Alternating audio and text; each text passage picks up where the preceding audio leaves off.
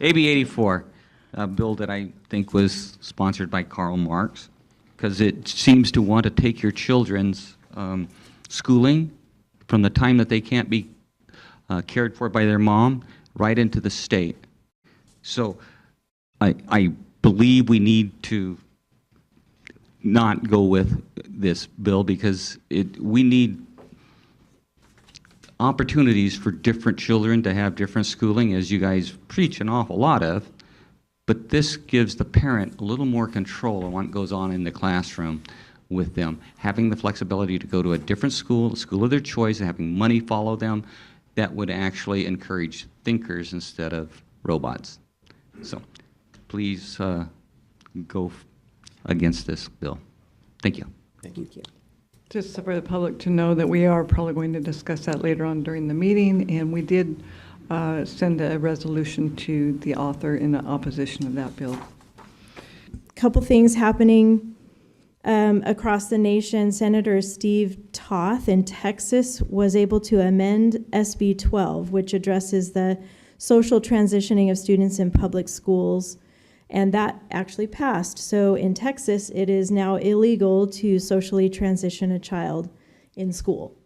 So just to fill you in on that.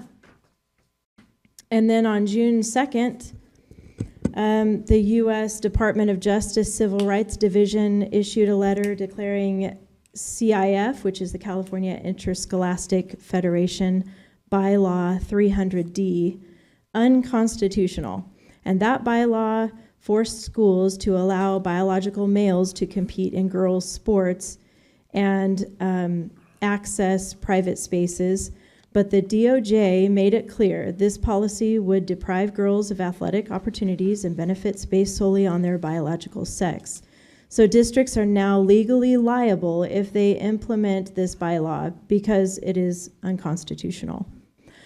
Districts had until yesterday to certify that they will not enforce the bylaw 300D, or else they will face consequences. And I know our direct jurisdiction is over our alt ed students where they don't have organized sports or CIF programs. But I just thought as a county board, this would be important to just let the public know and the board know what's going on.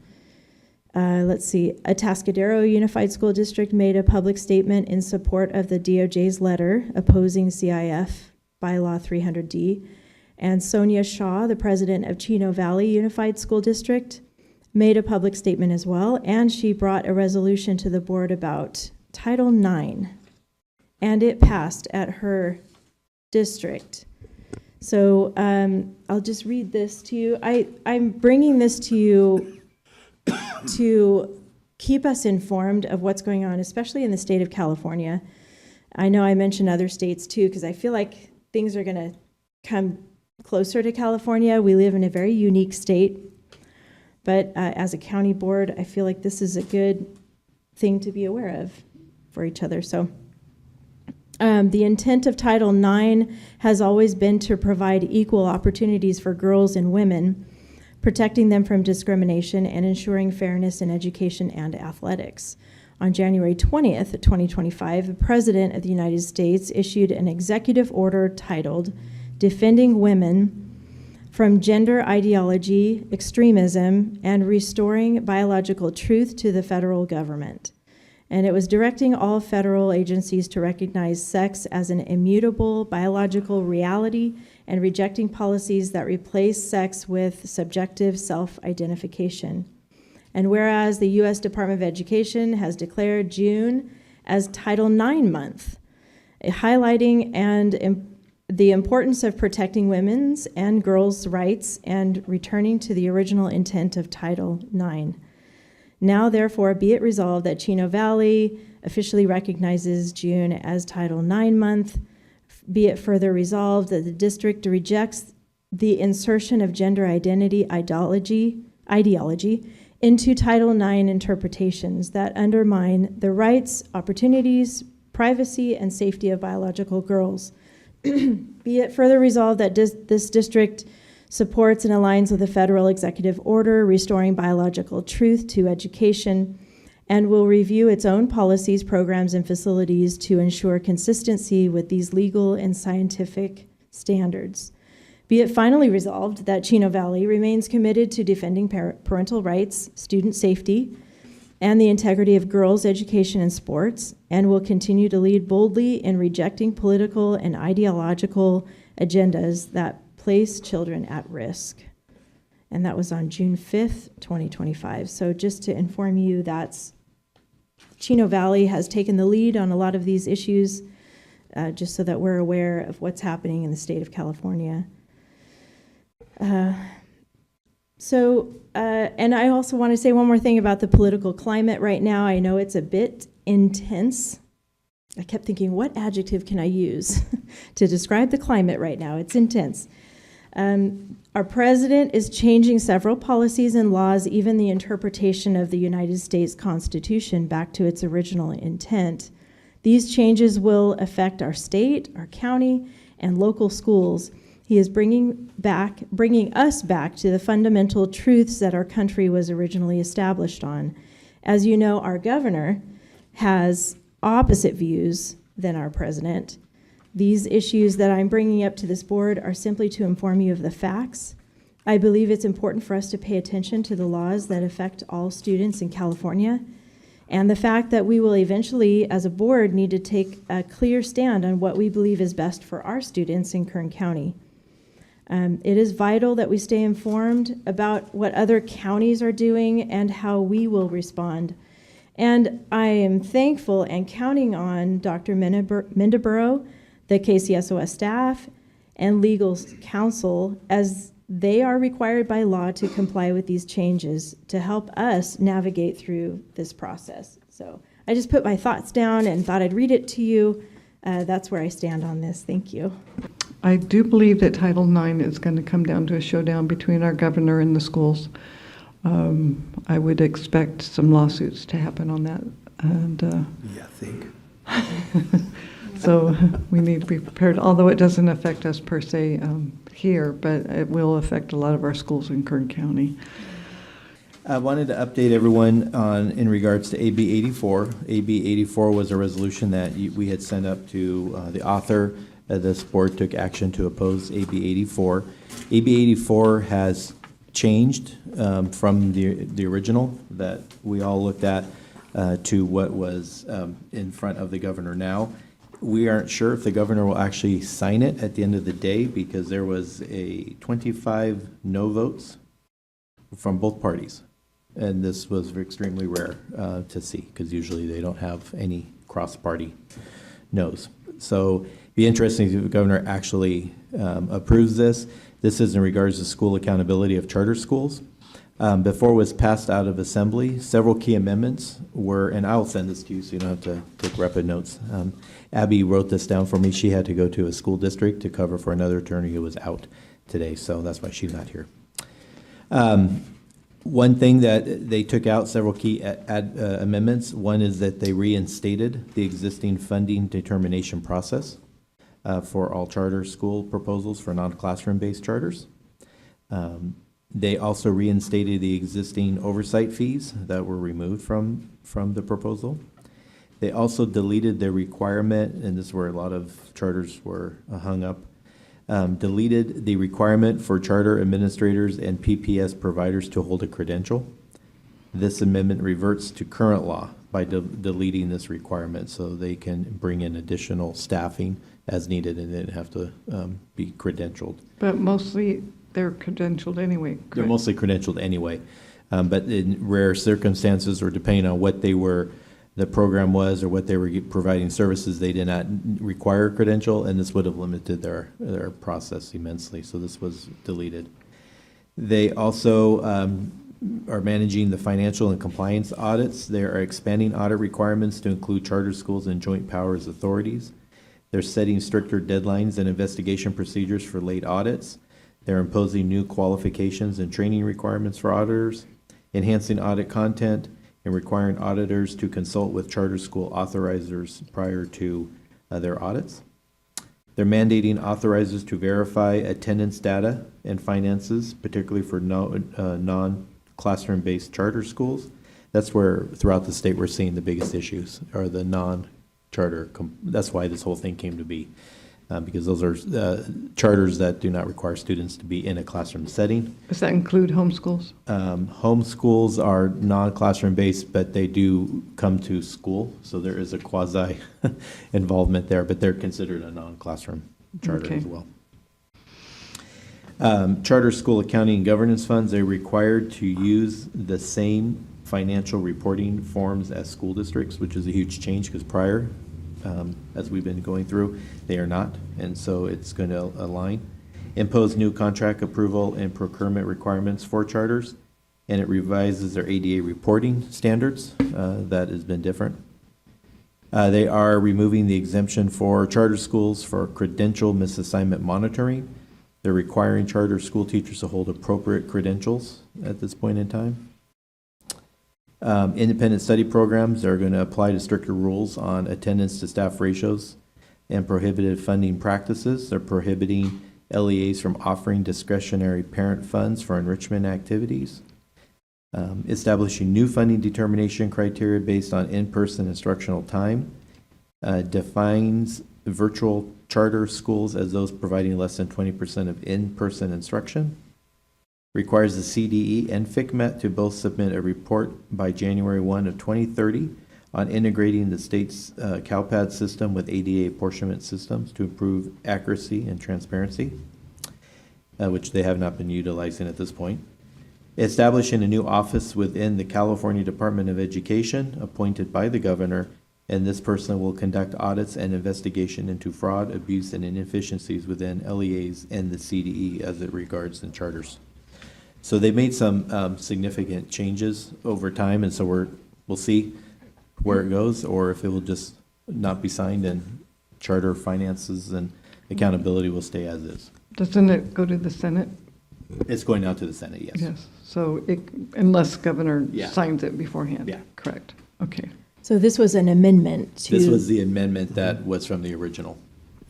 At the committee level, did they do the amendment and then it went back to the assembly? Is that how that works? This was all in discussion prior to their vote. So what Okay. was put out, then they started doing all their behind the doors chit-chatting, and then it went to vote. I believe, when we made contact to Marsucci's office, their response back was, "I wish we had known about this." So your resolution did make an impact to them because they were wishing they had known about this prior to, before you took your stance of opposition, because they're hoping that this new existing would appease everyone much more. So they actually responded to us? They emailed back. I haven't had a Yeah. chance to look That's at it. good. We received an email back from the author saying, Okay. "Oh, we wish they had."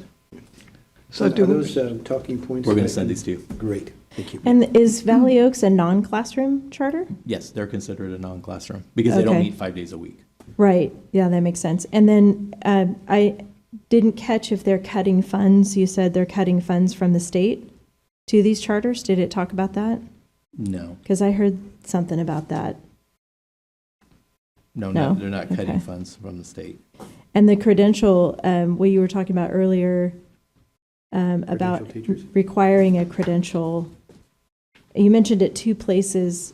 Under credential monitoring, Okay, they're removing the exemption for charter schools from credential misassignment monitoring. okay. And then they're now requiring, just like a regular public school, that charter school teachers hold the appropriate credential. And how does that apply to vendors, for example? Like at Valley Oaks, if you have a vendor, you attend maybe a music class or a extracurricular. They didn't have, there's nothing in here. I think at least that's that where was it's going pulled to out, affect people. Is the vendor component. They're really trying to hone in and align charters as the same as regular school district environment. Credentialing, that's where they're finding there's a lot of misapportionment out there throughout the state. Misassignments throughout the state. So, and charters are using we're a charter, so we don't have to have a credential person, and they're being held to the same academic standards. So they're also saying then they need to have the same credentialing standards. But what you're referring to is not called out because those are usually above and beyond the core program. So there'll be additional auditing requirements for charter schools then? Yes, they are really cracking down. That's why a long time ago the state got out of the charter business because they don't want to deal with it. So they sent it back to all county offices, because every charter kind of could do their own accounting, and as they see fit, they just need to report to the county office their finances, but their documents are very different than a traditional school. And so it causes auditors a little more difficult of a challenge when they go in and audit their books, because they're funded differently. Yeah. But the state is trying to really mesh it as one Yeah. similar accounting. Agreed, they are funded differently, but also the additional work that the schools are going to have to do to come into compliance with the reporting Yeah. of this stuff is going to, I mean, this could create a hardship. And I mean, it could actually create an environment of discouragement. And it'll be interesting to see if charter schools are allowed to collect mandated costs. Mandated costs are dollars that are allocated to school districts to offset some of these requirements. Okay. Charters usually What's just that get called? a mandated costs.